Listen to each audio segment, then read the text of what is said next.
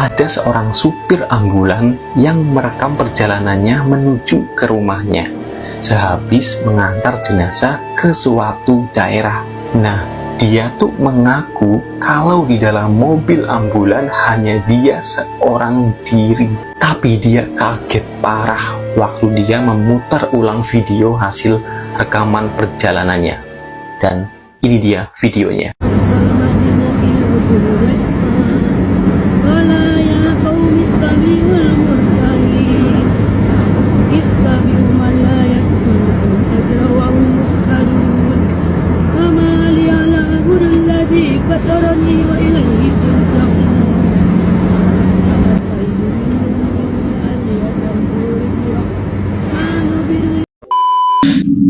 Gimana menurut kalian?